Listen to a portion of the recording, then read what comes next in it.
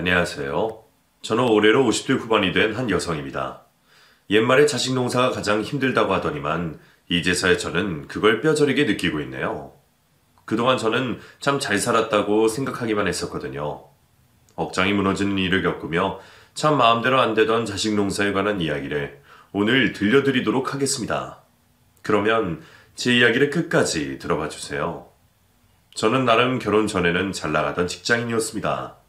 그 당시에는 여자가 사회적으로 지위가 높은 사람이 별로 없었기 때문에 능력이 있는 식적인 녀석을 찾아보는 것은 주변에서 참 힘든 일이었습니다. 저는 열심히 노력하고 또 노력한 끝에 좋은 직장에서 남들보다는 조금 인정받으며 살아갈 수 있었어요. 그 당시에 영어 공부도 열심히 하고 자격증도 준비하면서 저는 왠지 제가 여자로서 살아가는 것보다 멋진 직장인 여성으로 성공하는 꿈을 꾸며 살았습니다. 20대 중후반까지 정말 열심히 일했어요. 중간에 남자를 만나 결혼을 하긴 했지만 아이를 낳기 이전까지는 회사에 몰두하면서 끝까지 끈을 놓지 않았습니다. 하지만 큰아이를 낳고 연이어 둘째 아이까지 낳다 보니 여자로서 직장 생활을 할 수 있는 것에는 한계가 느껴지더라고요. 지금 생각해보면 제가 그때 왜 결혼을 그렇게 서둘렀는지 아직도 모르겠어요. 만약에 다시 태어날 수 있다면 40 정도가 될 때까지 결혼하지 않고 일만 열심히 할 거예요. 정말 한이 맺힐 정도로 아쉬웠거든요. 저는 20대 중반이 되고 나서 한 남자를 만나게 되었습니다. 직장에서 저를 이뻐하시던 팀장님이 소개시켜줬는데 정말 건실하고 착하고 순한 사람이었어요. 하지만 그때 저는 그렇게 착하기만 한 사람을 별로 좋아하진 않았습니다. 어느 정도 야망이 있고 자기만의 고집이 있는 그런 사람은 더 마음에 들어 했거든요. 하지만 그 남자는 저 만나면서부터 제가 마음에 들었다며 적극적으로 연락을 해왔어요. 별로 마음에 들진 않았지만 팀장님의 이미지 때문에 어쩔 수 없이 몇 번 연락을 더 주고받았죠. 제가 별로 시큰둥하자 팀장님은 중간에서 저희를 연결시켜 주시라고 퇴근 후 그 남자와 함께하는 자리에 저를 자주 부르셨어요. 어쩔 수 없이 몇 번 자리를 함께하면서 그 남자에 대해 알게 되었고 정말 좋은 사람이다라는 생각까지 하게 되었습니다. 얼마나 좋은 사람이길래 팀장님이 저와 그 남자를 연결해 주시려 하는지 나중에는 팀장님이 정말 대단하다라는 생각까지 들기도 했을 정도예요. 야, 진짜 둘이 잘 어울리네. 보기에는 이놈이 손해 보여도 얼마나 능력도 있고 일도 잘하는지 몰라. 얘네 회사 이사님이 나랑 잘하는 사람이잖아. 일 하나는 끝내줘. 집안도 좋고 능력도 있고. 네, 팀장님. 정말 좋으신 분 같아 보여요.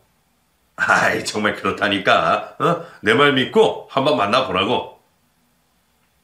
아, 차차. 아유, 우리 큰애 생일이니까 깜빡했네.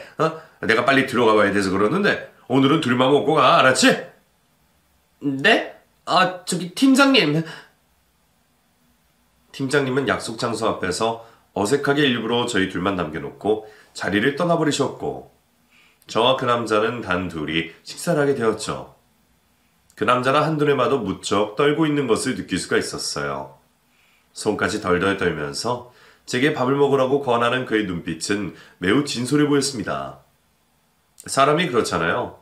자기를 좋아해주고 진심을 다해서 대해주는 것을 느끼면 기분이 좋아지듯이 저 또한 그 사람의 진심이 느껴져 기분이 좋더라고요. 그 남자는 정말 제게 온 정성을 다 쏟았고 그 후로 저도 어느 정도 마음을 열게 되었어요. 주말에 함께 영화도 봤고 식사도 했으며 이런저런 살아온 일들에 대해서도 얘기를 했었어요. 얼마 후 제가 만나는 사람이 있다는 것을 알게 된 직장 동료는 연애만 하고 결혼은 한참 후회하라고 충고를 해주더라고요. 그 친구는 재작년에 결혼을 했는데 이번 달에 회사를 그만둘 것 같다고 했거든요. 임신도 하고 시댁에서 더 이상 일을 하지 못하게 하신다면서 말이죠. 그 친구도 저 못지않게 열정도 많고 승진에 대한 욕심이 있어서 일을 정말 열심히 했었거든요. 진짜 내 말 들어. 연애는 좋은데 결혼은 한참 있다가 해라, 알았지? 사회생활 계속하기 정말 힘들어. 나 아마 다음 달에 퇴사할 것 같다. 아니 왜? 아이 낳고도 충분히 직장 다닐 수 있잖아. 아이 맡기면 되고. 그래, 나도 그렇게 생각은 하는데 그게 마음처럼 쉽지가 않다니까. 에휴. 아무튼 너는 꼭 이 회사에 남아서 내 대신 지켜주길 바란다. 직장 동료의 말을 들으면서도 저는 인정하지 않으려 했습니다. 충분히 결혼하고 아이를 낳고서도 사회생활을 하는 데 문제가 없다고 생각했죠.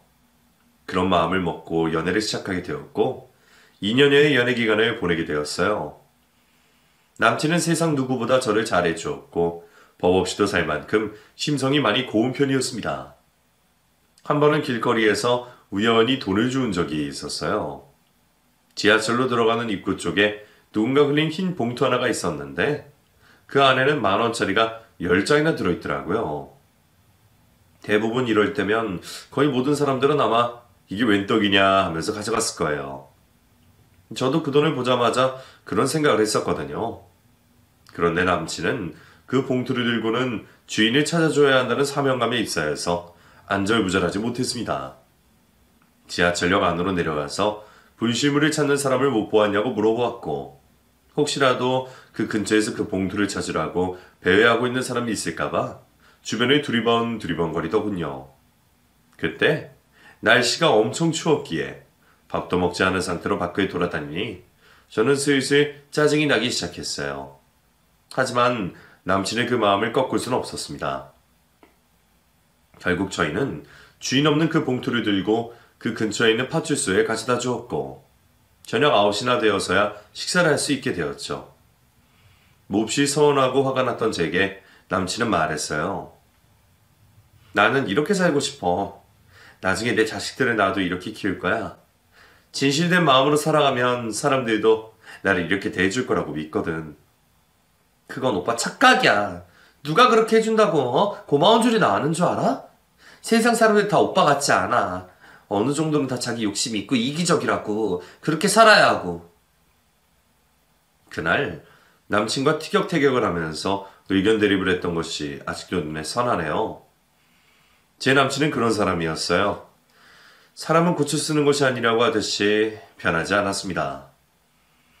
답답한 면도 많이 있었지만 저는 그 남자를 정말 많이 사랑했고 3년 반 정도의 연애를 한 후 결혼을 결심하게 되었죠. 그때 제 나이가 20대 후반쯤이 되어가고 있었어요. 회사에서 한창 승진을 목표로 열심히 일하던 때였고 인정도 받고 있어서 중요한 시기가 분명했습니다. 하지만 제가 결혼을 하고 나서는 회사에서 웬일인지 이전과 저를 대하는 태도가 달라진 것 같더라고요. 중요한 프로젝트를 맡기지 않았고 쉬엄쉬엄 하라는 식의 선배 말들이 이어졌어요. 어차피 아이를 임신하면 언제 그만둘지 모른다면서 그럼 회사에서만 손해일 것이라고 하더군요. 저는 말도 안 된다고 무슨 일이 있어도 끝까지 회사에 다닐 것이라고 말했지만 아무도 제 말을 들어주지는 않았습니다. 하지만 결혼 후 얼마 지나지 않아 정말 우려했던 일이 현실로 일어나고 말았어요. 시댁에서 아이를 낳은 후 집에서 조신하게 살림만 하시기를 원하시더라고요. 그래, 이만큼 사회생활도 해봤으니 이제는 아이 낳고 살림할 준비해야지. 그래야 애도 잘 크고 남자도 안정되게 일 잘하고 그런 것이란다. 어머님, 그래도 저는 회사에 오래 남아있고 싶은데요. 아이 낳고도 충분히 일할 수 있어요. 그게 무슨 소리니? 안정적인 가정을 만들어 놓아야 우리 아들도 사회생활을 잘하지. 자고로 가정이 평안해야 남자가 박한 일을 잘하는 법이다. 시어머님은 무조건적으로 제게 회사를 그만두길 강요하셨고 저는 결국 두 손 두 발을 다 대게 되었습니다. 남편이 제 편이라도 들어주면 좋으련만 시모 앞에서 아무 말도 안 하고 가만히 보고만 있더라고요. 착하디 착한 마음이 이럴 때도 그대로 나타나는 것 같았습니다. 너무 화도 나고 억울한 마음이 가득했지만 첫 아이를 낳고 보니 만만치 않다는 것을 깨닫게 되었어요. 양쪽 부모님 모두 아이의 양육을 도와주실 여력이 되지 않는 한 여자가 직장 생활을 한다는 건 많이 힘들다는 현실의 세계에 부딪혔죠. 저는 결국 첫 아이를 낳고 연년생으로 둘째 아이까지 낳은 후 전업주부가 되었습니다. 회사를 그만뒀다는 상실감이 너무나도 컸지만 그런 마음을 느끼는 것보다 아이 둘을 양육하는 것이 더욱 힘들었어요. 아들만 둘이다 보니 점점 체력의 한계를 느꼈고 이 세상 모든 엄마들이 위대하게까지 보이기 시작했습니다. 저는 그렇게 점점 제 커리어를 잇고 전업주부가 되어가고 있었습니다. 2년 후에는 셋째로 아들을 또 낳게 되어 아들 삼형제의 엄마로서 매일매일을 정신없이 살게 되었죠. 정말 많이 힘들었어요. 세상에서 가장 힘든 게 육아라고 할 정도로 제가 여태껏 느껴온 삶은 쉬웠다는 생각까지 했습니다. 다행히 제게는 여동생이 한 명 있었는데 저와 나이 차이가 얼마 나지 않아서 이런 육아맘의 고충을 서로 털어놓을 수 있었던 것 같아요. 각자 남편들 흉도 보고 아이들을 키우면서 잘할 수 있는 방법에 대해서도 아이디어를 냈고 여러 가지로 많은 힘이 되었어요. 남편은 안정적인 경제활동을 하는 사람이었고 시댁에도 경제적으로 꽤 능력이 있었어요. 그래서 그런지 저는 다행히 돈 걱정은 거의 하지 않고 삶을 살았던 것 같아요. 남들은 이런 저희 집안을 부러워하기도 했습니다. 특히 친한 제 친구들은 하나같이 입을 모아 말했죠. 돈 걱정 없이 사는 게 얼마나 좋은 건데. 그게 최고지 뭘 그래. 뭐 일 안 해도 돈 걱정 없이 새 아들 키우면 너무 편하지. 그래도 나는 내 일하면서 그런 게 좋은 것 같은데. 내가 너무 바보가 되는 것 같아서. 보기에 겨웠구만 겨웠어. 그런 소리 누가 들으면 욕할 거다. 세상 제일 부러운 전업주부님. 아이들을 키우는 일은 시간이 지날수록 수월해졌습니다. 말귀를 알아들 나이가 되니 삼형제는 서로를 위해 잘 놀아주었고 가끔 싸우기는 했어도 워낙 심성이 고운 형제들이라서 크게 번지는 일도 없었어요.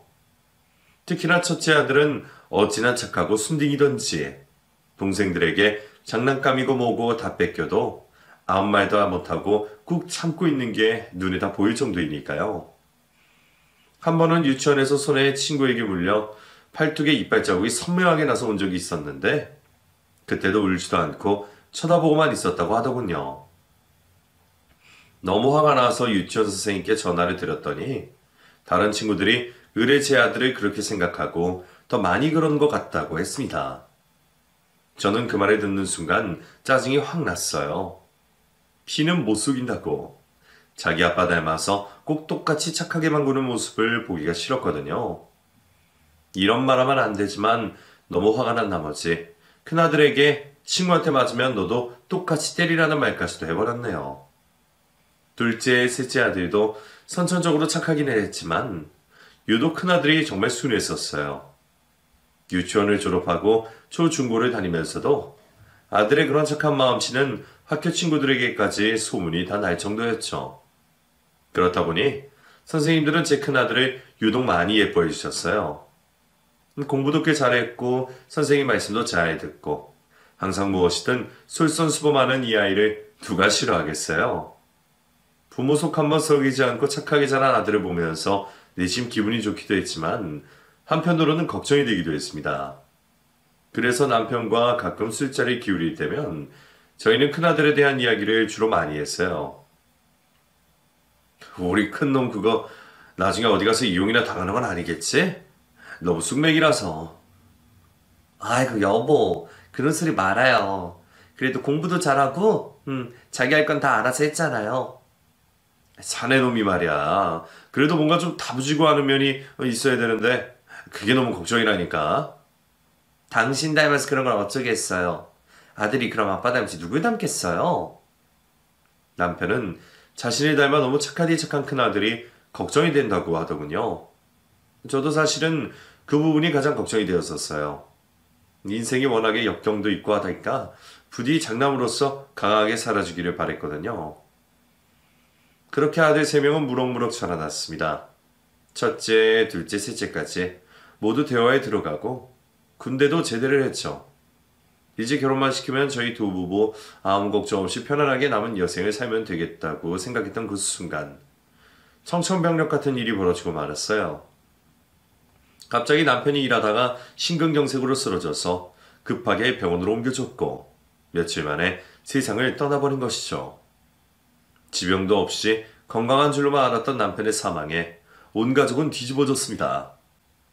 저는 그때 잠을 제대로 잘 수가 없어 수면제 없이는 못 살 정도였어요. 아들 셋 역시 일상생활이 마비될 정도로 힘든 나날을 보냈어요. 한 가정의 가장이 갑작스럽게 없어진 현실을 받아들이기 힘들었고, 그때 제 곁에 지켜준 사람이 바로 제 여동생이었어요. 여동생은 이미 10년 전에 암으로 남편을 잃은 후 아이 둘을 키우며 씩씩하게 잘 살아가고 있었거든요. 그때 여동생이 절 붙들어주지 않았다면 저는 아마 살아가기 힘들었을 거예요. 하루하루가 어떻게 지나가는지 모르게 정신없이 보내고 있던 어느 날 큰아들에게 여자친구가 생겼다고 하더군요.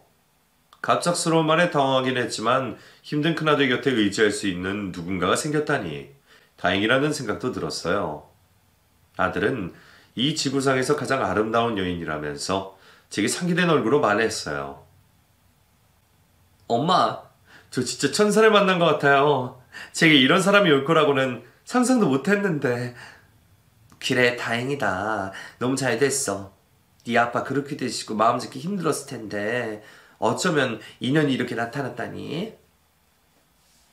아빠가 보내주신 것 같아요. 큰아들 마음 잡고 잘 살아가라고. 엄마, 저 이제 좀 숨이 쉬어지고 웃음도 나오고 그녀 때문에 모든 것이 제자리로 돌아왔어요. 아들의 말을 듣고 얼마나 기분이 좋았는지 모릅니다. 삼형제 중에서 가장 마음이 약하고 순해서 이번 일을 겪으면서 어떻게 버텨낼지 정말 고민이 많았거든요. 저는 제 여동생에게까지 자랑을 하면서 안도의 한숨을 쉬었습니다. 여동생 역시 이럴 때는 곁에서 지켜주는 이성 친구가 최고라고 하면서 조카의 연애를 응원해 주었어요. 그리고 얼마 후 제 여동생이 큰아들이 연애하는 모습을 우연히 보았다고 하더군요. 저희 집 앞까지 와서는 제 아들의 자동차를 그 여자가 끌고 갔다고 했어요. 그 차는 남편이 아들 직장생활 시작한 기념으로 사준 첫 차라 아들이 정말 애지중지하면서 타는 차거든요. 저는 그 말을 듣고 내심 서운한 마음이 들어 아들을 불러 들어보았어요. 아들아, 저기 이모가 너를 집 앞에서 봤다는데 네 차를 왜 여자친구가 끌고 가? 아, 엄마, 그게 저기 내일 어디 외곽을 나가야 되는데 교통편이 불편하다고 빌려달라고 해서 난 기쁜 마음으로 빌려준 건데. 왜? 아니, 그래도 그 차는 네 아빠가 취업기념으로 사준 차인데 여자친구가 운전이 어떤지도 모르고 엄마는 좀 그런데? 에이, 엄마, 난 그녀를 위해서라면 내 모든 걸 다 줘도 아깝지 않다고 생각해요. 정말이야. 날 이렇게 다시 일으켜 세워준 여자잖아요. 아들은 그날 자동차를 빌려준 것을 시작으로 그녀에게 엄청나게 많은 것을 베풀었던 모양이에요. 자세하게 말을 하지 않아서 알 수는 없었지만 아들이 받는 월급으로도 카드값을 메꾸기 부족하다고 도움을 요청하는 것을 보니 뭔가 일이 이상하게 돌아가고 있는 것 같다는 생각이 들었습니다. 저는 그녀를 한번 보고 싶었어요. 도대체 어떤 여자이길래 순수한 우리 큰아들의 혼을 쏙 빼놓았나 싶었거든요. 아들에게 부탁을 해서 소개를 시켜달라고 했고 그로부터 한 달 후쯤 고급 레스토랑에서 그녀를 만나게 되었습니다. 싹싹하게 웃으며 제게 어머니 어머니라고 부르는 그녀였지만 저는 왠지 무언가 마음에 들지 않았어요. 인생을 살아보니 사람이 겉과 속이 틀린 것처럼 웬만해서는 보이더라고요. 그녀는 왠지 그런 느낌이 가득했습니다. 얼굴도 몇 군데에 손을 댄 듯한 느낌이었는데 뭔가 모르게 세 보였고 제게 선뜻 다가와서 싹싹하게 행동하는 것도 왠지 남자 경험이 많을 것 같다는 생각이 들더군요. 하지만 아들은 얼핏 보아도 그 여자에게 온 정신이 다 팔린 것 같았습니다. 스테이크를 자를 때에도 뭔가 부족해서 직원을 부를 때에도 모든 것이 그 여자를 위해 초점이 맞춰져서 안절부절 못하더군요. 그 모습을 보니 또 마음이 답답해져서 집에 온 후 제 여동생에게 하소연을 했어요. 남편이 죽고 나니 의지하고 속 얘기할 곳이라고는 동생밖에 없더라고요. 여동생은 제 이야기를 듣더니 요즘 뭔가 목적을 가지고 남자들한테 의도적으로 접근하는 여자들이 많다면서 조심하는 것이 좋다고 하더군요. 더군다나 저희 집안이 가지고 있는 임대료가 나오는 건물도 있었고, 제 아들도 나이에 비해서 꽤나 번듯하게 하고 다녔었거든요. 갑자기 지혜비가 세상을 떠나서 마음이 많이 힘들었던 틈을 타서 의도적으로 접근했을 수 있다는 생각을 하니까 갑자기 소름이 확 끼치기도 했습니다. 그렇다고 아들이 좋아 죽는 연애를 하지 말라고 할 수도 없는 노릇이고 정말 미쳐버리겠더라고요. 큰아들이 좀 중심을 잡고 착한 며느리 얻어야 일이 있는 동생들도 그걸 보고 배울 텐데 말이죠. 저희 집 아들 셋이 좀 또래 남자들에 비해 순수한 건 사실이에요. 워낙에 애 아빠의 심성이 그런데다가 평생 어려움 한 번 없이 살아왔었기에 세상 물정도 잘 모르고 그렇긴 합니다.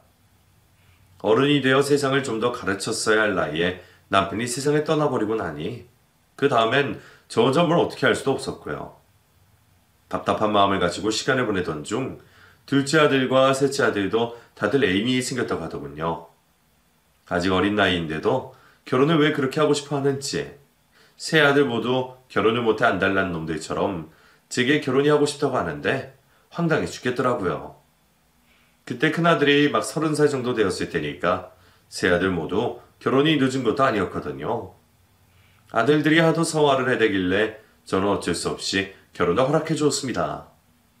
자식들이 커보니 엄마 마음대로 할 수 있는 것은 아무것도 없더라고요. 가장 마음에 들지 않던 큰아들을 결혼시킬 때 제 마음이 얼마나 상했었는지 몰라요. 아들과 몇 번이나 이 문제로 다투기도 했었고요. 아들은 제가 이유도 없이 싫어한다면서 모진 말까지도 하더라고요. 엄마, 왜 그렇게 이유도 없이 그 사람을 미워하세요? 뭐가 마음에 안 드세요? 엄마 아들, 잘난 것 하나 없는 엄마 큰아들을 이렇게 많이 아껴주고 사랑해주는데 왜요? 아니 이놈아, 엄마 말 좀 들어봐. 멀쩡하던 네가 차 사고가 났다고 하질 않나? 카드값이 모자라서 나한테 돈을 달라고 하질 않나? 술도 못 마시는 녀석이 술이 만취가 되어서 돌아오고, 엄마는 네가 애인을 만나서 뭐가 어떻게 돌아간지 모르겠어. 엄마, 그냥 흔한 연애의 일부라고요. 다들 이렇게 살아요. 엄마가 너무 오냐오냐 하면서 키우다 보니 저희 셋 모두 다 온실 속의 화초처럼 아무것도 모르고 그러는 거 아니에요. 제발 이제는 이대로 저희 좀 내버려 두세요. 뭐? 이 녀석아, 너 엄마한테 그게 무슨... 동생들도 저도 다 성인이에요. 다들 평생을 함께하고 싶은 여자가 생겼다고요. 엄마, 이런 식으로 저희 계속 구속하려고 하시면 저희 평생 아무것도 못하는 바보로 살아갈 수밖에 없다고요. 큰아들과의 마찰 때문에 저는 정말 속이 많이 상했었어요. 눈에 콩깍지가 씌어지니 엄마가 뭐가 아무것도 보이지 않는 모양인 것 같아서 가슴이 찢어지는 듯 했습니다. 그래서 어쩔 수 없이 결혼을 시켰어요. 울며 겨자 먹기라는 표현이 맞는 것 같네요. 큰아들을 결혼시킨 것을 출발로 둘째, 셋째 아들이 2년 사이에 연달아 결혼을 했죠. 남편이 남기고 간 것들을 하나하나 정리해서 아들들에게 괜찮은 집을 마련해주고 저는 그때부터 자유롭게 마음껏 하고 싶은 것 하며 살아가기로 마음먹었습니다. 그런데 결혼 후 2년 정도가 지나니 큰아들의 낯빛이 별로 좋지 않아 보였어요. 아이도 없이 한창 좋을 신혼인데 표정은 어두웠고 밥도 못 먹고 다니는 놈처럼 얼굴이 까칠하더라고요. 회사 일이 바빠서 저희 집에 자주 오지도 않았었는데 가끔은 전화도 잘 받지 않으니 계속 걱정을 많이 했었죠. 그러던 어느 날 큰아들의 가장 친한 친구 녀석에게 전화가 왔어요. 초등학교 때부터 친구라서 부모끼리도 잘 알고 지내는 사이라 서로의 부모에게 어머니 아버님 하며 자리도 함께하는 사이거든요. 제게 김이 할 말이 있다고 하면서 요즘 제 큰아들에게 뭔가 문제가 있는 것 같다고 말했습니다. 어머님, 제가 이런 말씀 드려도 될지 모르겠는데 명재가 좀 많이 힘든가 봐요. 우리 명재가? 너 혹시 뭐 알고 있는 거 있니? 나도 안 그래도 표정도 어둡고 애가 말라가는 것 같고 해서 걱정이 많았거든. 도통 말을 안 하니 뭔 일이 있는지 알 수가 있어야지. 그게요. 자세한 건 좀 말씀드리기 힘든데 재수씨 때문에 힘든 것 같아요. 여러 가지 속이 상한다고 했는데 죄송해요. 어머님, 제가 이런 말씀 드려서. 근데 제가 진짜 명재 아끼는 마음에서 하는 말인데 저는 정말 둘이 헤어졌으면 좋겠거든요. 아이도 없을 때 최대한 빨리요. 뭐라고? 그게 무슨 소리니? 너 알고 있지? 말 좀 해다오, 응? 제발 알고 있는 대로 말 좀 해줘봐. 내가 아주 속이 다 타들어가는 것 같다고. 아들의 친구는 의미심장한 말을 하고 전화를 끊었습니다. 저는 그날 이후로 밤새 잠을 한숨도 자지 못했어요. 당장에 큰아들을 찾아가 다 뒤집어 놓고 이혼을 시켜버리고 싶었지만 이유도 없이 갑자기 그런 행동도 할 수가 없고 미쳐버리겠더라고요. 이런저런 얘기가 듣고 싶어 큰아들을 부르기로 했어요. 마음의 결정을 하고 전화를 하려는데 큰아들에게서 먼저 전화가 왔어요. 그리고는 무척 상기된 목소리로 아이가 생겼다고 말하는 겁니다. 엄마, 나 아빠 될 것 같아. 임신했대. 세상에, 내가 정말 아빠가 되는 거야? 어머나, 정말이야? 어? 아이고, 잘 됐다. 축하한다. 앞으로는 정말 좋은 일만 있을 거다. 우리 아들, 그러니까 아무 걱정하지 말고 아빠 될 준비만 하자, 응? 엄마가 뭐 필요한 것 좀 준비해 줄게. 저는 순간 너무 기쁘더라고요. 누가 아들이 결혼해서 잘 못 살고 있는 걸 좋아할 사람이 있겠어요. 임신까지 했다고 하니 그동안 힘들고 어려운 부분들이 모두 다 해결될 것이라고 생각이 들었고, 이 아이로 인해 큰아들 부부도 더욱 굳건해질 것이라 믿었죠. 저는 꽉 막힌 시어머니는 아니었습니다. 세 아들이 모두 결혼을 했어도 제가 결혼해서 누리지 못한 자유를 누릴 수 있도록 자꾸 며느리들을 사회생활을 하라고 했어요. 꼭 집에만 있지 말고 아이가 없을 때 자주 나가서 밥도 먹고 친구들도 만나라고 했고, 때로는 용돈도 쥐어주었죠. 가끔씩 새아들이 부인이 없는 틈을 타서 저희 집에 아들들끼리 놀러들 올 때에도 충분히 그럴 수 있다고 생각했어요. 제가 시어머니한테 억압받고 사회생활도 못하게 막힌 것이 한이 맺혀서 더 그랬던 것 같아요. 덕분에 저희 집 며느리들은 주중이고 주말이고 회식도 잘 참석하고 친구들도 만나서 밖에서 자주 시간을 보낸다는 것을 알고 있습니다. 제 여동생은 저희 이런 부분을 가지고 너무 풀어준다고 하면서 그만하라고 했지만 저는 그러고 싶진 않았어요. 현대식의 시어머니, 멋지고 쿨한 시어머니가 되어주고 싶었거든요. 그런 제가 할머니가 된다는 생각에 너무 기분이 좋아 백화점에 들러 아기용품들을 엄청나게 샀습니다. 유모차고 뭐고 며느리 마음에 드는 걸로 사라며 현금도 꽤 많이 주었죠. 며느리는 어느덧 임신 막달이 되었고 곧 출산을 앞두고 있었어요. 저는 아들, 딸 구분 없이 그저 건강하게만 낳아달라고 기도까지 했고 결국 며느리는 건강한 사내 아이를 출산했습니다. 아들보다 손주가 더 예쁘다고 남들이 하는 말이 그대로 느껴질 정도로 생각만 해도 너무 심장이 뛰고 행복하더군요. 이제 막 3, 7일밖에 지나지 않았는데 마치 제게는 온 우주를 다 가진 것만 같았어요. 며느리 산후조리를 해줘야 한다고 저는 산후조리 도우미 이모를 윗돈까지 얹어주면서 구해주었습니다. 제가 해주면 불편해할까봐 최대한 저는 많이 가지도 않았죠. 한겨울에 아이를 낳아서 혹시나 몸에 바람이라도 들어갈까봐 며느리의 따뜻한 네일까지 몇 벌 사서 챙겨주고 제가 할 수 있는 최선의 노력을 다해주었어요. 그리고 다가온 연말, 저는 여동생과 함께 해돋이 여행을 떠나게 되었어요. 둘 다 남편 없이 홀로 살아가는 인생이라 의지하며 여행을 다니자고 약속했거든요.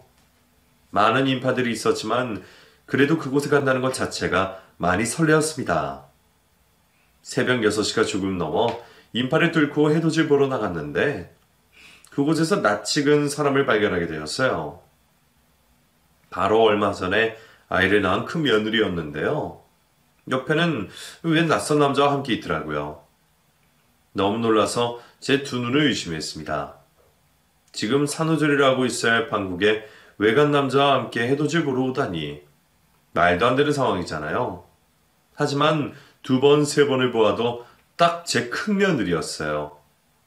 여동생과 저는 너무 황당한 마음에 곧장 며느리에게 다가갔죠.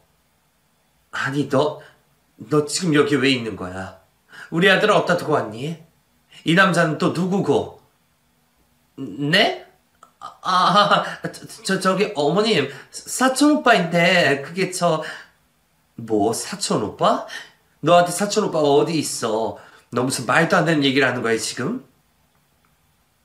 너무 황당해서 어안이 벙벙하던 와중에 제 여동생이 큰아들에게 영상통화를 걸었습니다. 아무것도 모르는 큰아들은 밤새워 우는 아이를 달래면서 새벽부터 컵라면 하나를 먹고 있더라고요. 이모, 엄마, 여행 즐거우세요? 아직 해 안 떴죠? 안 추워요? 너 네 마누라 어디 갔는지 알고 다니는 거야? 꼴 좋다 꼴 좋아. 아, 저기, 친정에 잠깐. 친정 같은 소리 하고 있네. 네 마누라 보이냐? 저기 저 남자랑 같이 여기 있다. 내가 정말 이 바보 같은 놈. 아휴. 큰아들은 끝까지 며느리 감싸려고 친정에 갔다가 둘러댔다가 제가 화면에 비춰주는 며느리의 모습을 보고 한숨을 쉬더군요. 그 순간 며느리는 그 남자와 함께 저쪽으로 임파석을 두르며 빠른 걸음으로 가기 시작했어요. 저는 더 이상 참을 수 없이 미친 듯이 소리를 지르며 그들을 쫓아갔죠. 야, 이것들 거기 안 서? 너 네가 그러고 내 며느리냐? 우리 아들 없다 두고 외간 남자를 해돋이를 보러 와. 몸푼 지 얼마나 됐다고 네가 이런 짓을 해. 어디 감히 이 나쁜 년. 뛰어가서 드디어 며느리의 옷을 낚아챌 수 있었습니다. 저는 그대로 며느리의 머리채를 잡아채고는 마구 흔들어댔어요. 언제부터야? 허구한 날 밖으로 쏘다니고 그래도 내가 아무 말도 안 했지 않니? 그저 내 아들이랑 같이 살고 있으니까 다 좋게만 보려고 했다고. 근데 네가 이딴 짓을 해. 네 년이 이러고도 사람이냐? 네 새끼 낳은 지 이제 고작 3, 7일밖에 안 됐는데 너 지금 이게 뭐 하는 짓이냐? 사람들은 웅성거리며 저희들 주변으로 몰려들기 시작했어요. 며느리는 머리채를 잡은 제 손을 부리치려고 안간힘을 쓰고 있었죠. 그리고 그 순간 제 여동생은 그 남자를 붙들어 멱살잡이를 하고 있었습니다. 해돋이를 보러 온 많은 사람들 사이에서 완전히 구경거리가 제대로 난 거죠. 평소 제 모습 같았으면 상상도 못할 일이지만 아들이 이 꼴을 당했다는 생각을 하니 물불 안 가리고 막 들이대게 되더라고요. 여자는 약하지만 엄마는 강하다는 말이 딱 들어맞는 순간이었습니다. 창피하고 뭐고 다 상관없었어요. 어머니 왜 이러세요? 쪽팔리게. 저 애 낳은 지 얼마 안 돼 산모라고요. 산모한테 이러시면 벌 받으시죠.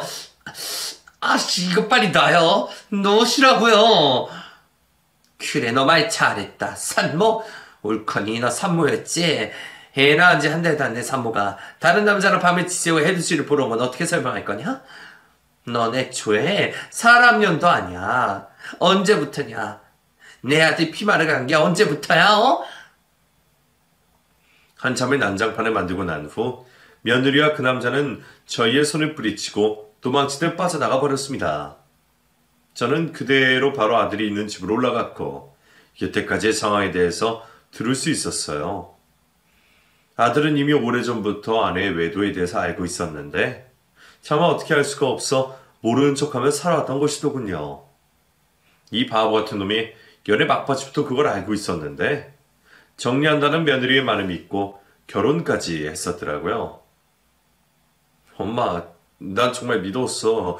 꼭 정리한다고 했고 이미 끝난 사이라고 했어. 그냥 나 그거만 믿고 있었다고. 너무 사랑하니까 나를 세상에서 다시 살게 해준 사람이니까. 아이고 이 바보 같은 놈아. 사람을 고쳐 쓰는 게 아니라는 말도 모르냐? 이 순진한 놈아. 아이고 이 등신. 이 애는 니에 맞는 거야? 확실해? 엄마, 어떻게 그런 말씀을 하세요? 그런 의심하지 마세요. 이 애는 누가 뭐래도 내 아이야. 이 등신 같은 놈이 아직도 정신 못 차리고 있네. 누가 뭐래도 내 아이. 그년이 지금 애 낳은 지 한 달도 안 돼서 다른 놈이랑 해돋이를 보러 여행을 갔는데 네 애가 확실해? 언제까지 이렇게 아무것도 모르는 바보처럼 살래? 엄마 죽는 꼴 보고 싶어서 이러는 거냐? 아들은 누가 뭐래도 자신의 핏줄이라고 확신하고 있더라고요. 순진한 건지 바보 같은 건지 저는 아들을 그대로 내버려 둘 수가 없었습니다. 바로 둘째 아들에게 전화를 걸어 손주에 대한 유전자 검사를 해달라고 부탁을 했고 결국 큰아들과 손주는 친자 불일치의 관계로 나왔다는 결론을 받게 되었죠. 정말 하늘이 무너진다는 소리가 딱 이때 걸맞는 소리인 것 같아요. 남편이 죽었을 때의 그런 처참한 심정을 다시 한번 느끼는 순간이었던 것 같습니다. 그날 얼마나 충격을 받았는지 순간 정신을 잃었을 정도였어요. 큰아들 역시 자신의 아이가 아니라는 것이 상당한 충격이었는지 한동안 아무 말도 하지 못하고 있더군요. 해돋이 장소에서 그대로 도망친 며느리가 며칠째 집에도 들어오고 있지 않자 저는 아이를 데리고 며느리의 친정으로 향했습니다. 그리고는 손주를 그곳에 눕혀놓고 말했죠. 이 아이, 우리 집과는 전혀 관계없는 아이입니다. 이 집 따님이 몸 푼 지 한 달도 안 돼서 산후조리 중에 다른 남자를 해돋이 여행을 왔더라고요. 어떻게 된 일인지 설명 좀 해주시겠어요? 네? 아니 사돈 그게 다 무슨 말씀이신지 우리 딸이 그럴 애가 아닌데? 그럴 애입니다. 아주 싹수가 노랗더군요. 연애할 때부터 우리 아들 차를 빌려서 사고를 내고 카드값을 펑펑 쓰게 하면서 도대체 뭘 보고 결혼한 건지 모르겠지만 철저하게 저희 아들을 이용했더군요. 밖에서 즐기고 다 즐기고 다른 남자애까지 임신한 여자를 도대체 어떻게 받아들여야 할까요? 말씀 좀 해보세요. 어디 말씀 좀. 아니 뭔가 오해가 있으실 거예요. 이놈의 기집애가 어떻게 이런... 오해는 개뿔. 이런 건 오해라는 말이 아니라 파렴치한 쓰레기라고 하는 겁니다. 아무튼 그동안의 정신적 피해 보상으로 이혼 소송에서 위자료 청구할 거고 당신들 가게 앞에 내가 다 소문내고 다닐 테니까 그런 줄 알아요. 내 아들 이꼴로 만들어 놓은 거 나 절대로 가만히 못 있어. 용납 못해. 저는 그렇게 남의 집 손주를 데려다 놓고 그 집을 박차고 나왔습니다. 집에 와보니 아들 녀석이 마시지도 못하는 술을 마시고 울고 있는데 그 모습을 보니 가슴이 또 찢어지더라고요. 하지만 더 이상 울면서 힘들어하고 있기만 한 아들의 모습도 보기 싫었습니다. 이제부터는 무슨 일이 있어도 흔들리지 않는 강한 사람이 되었으면 좋겠다고 생각했고 소리를 버럭 질렀어요. 당장 눈물 닦지 못해? 네가 뭘 잘했다고 울어 뭘? 예미한테 불효 언제까지 할 거야? 그만하고 그런 년 당장 잊어. 네 자식도 아닌 애한테도 절대 미련 같은 거 갖지 말고. 네가 뭐가 부족해서 그래? 뭐가? 죄송합니다. 정말 죄송해요. 아들이 못나서 아들이 이 꼴밖에 못돼서. 이놈아, 그런 아들을 낳은 사람이 바로 나다. 내 가슴에 대못 박는 거 이제 그만하고 정신 똑바로 차리고 살아. 그런 년들한테 실컷 이용이나 당하지 말고. 일부러 더 단호하게 말하고 난 후 한참 후에 저는 말없이 아들을 안아주었어요.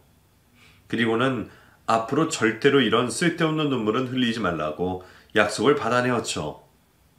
큰아들은 그 후로는 큰 마음을 먹고 이혼 소송을 준비했고 그 상간남에 대한 신상 정보도 알아내더군요.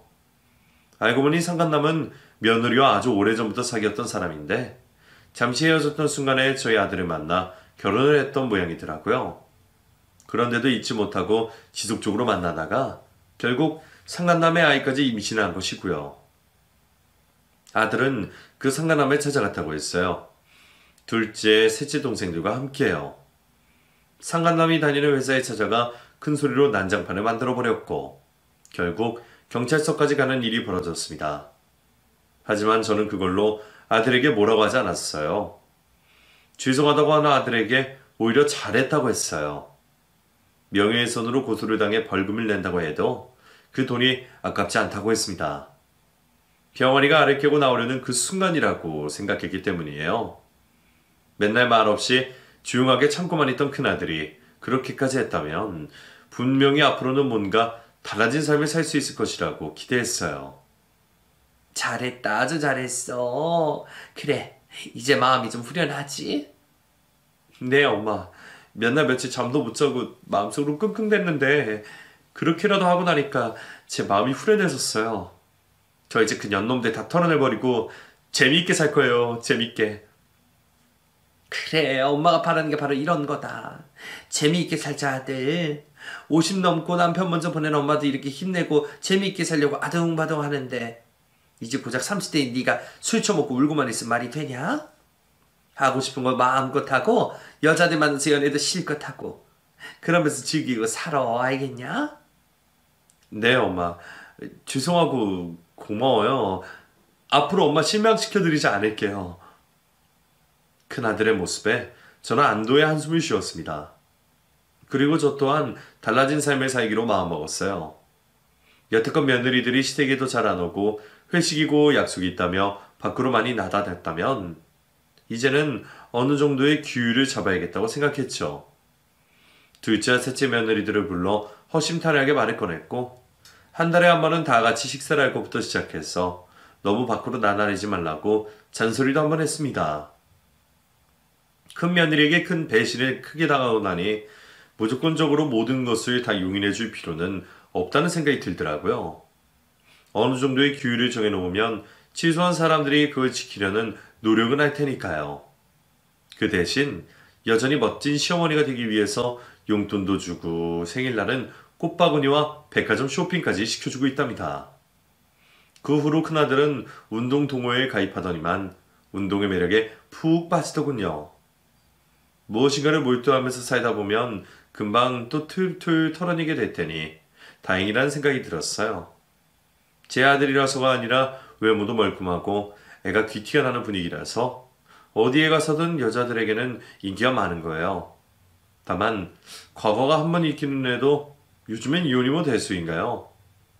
그렇게 저희 집안은 폭풍이 한 번 요란하게 지나갔습니다. 여자 하나 잘못 들이면 집안이 망한다더니 정말 망하기 일보 직전이었던 것 같아요. 큰아들의 이혼 소송 과정에서 알게 된 건데 큰 며느리는 이 상태로 쭉 결혼 생활을 유지하고 싶어 하더라고요. 큰아들이 가진 능력과 재력을 가지고 여유 있게 살면서 다른 남자한테 낳은 자식 키우면서 그렇게 해요. 며느리의 상간남의 능력이 그렇게 썩 좋지는 않았다 하더라고요. 집안도 너무 형편이 어렵고요. 어쩌면 보잘것없는 경제결력이라 헤어졌었는지도 모르죠. 그러다가 저희 큰아들이 덥석 물리게 된 것이고요. 세상 참 무서운 여자들이 많은 것 같아요. 젊디 젊은 여자애가 어쩌면 그렇게까지 할 수 있는지 아무리 생각해도 참 무섭네요. 저희 집은 그 후로 평화를 되찾았어요.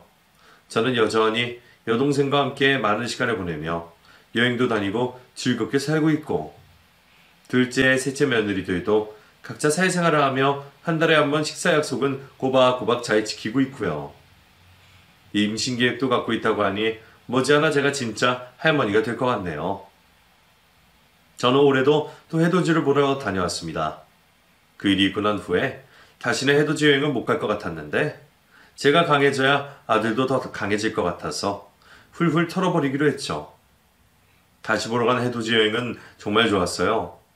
일출을 보면서 소원을 비는데 가슴 저 밑에서부터 올라오는 뜨거운 무언가가 제 눈시울을 적셨습니다. 하늘에서 모든 상황을 다 지켜보고 있을 남편이 훗날 저를 보고 잘했다고 칭찬해 줄 날을 기다리며 이만 글을 마칠게요. 자식 키우는 부모들 오늘도 힘내시고 화이팅 해봅시다. 새해 복 많이 받으시고 올 한 해 행복하고 건강하게 사세요.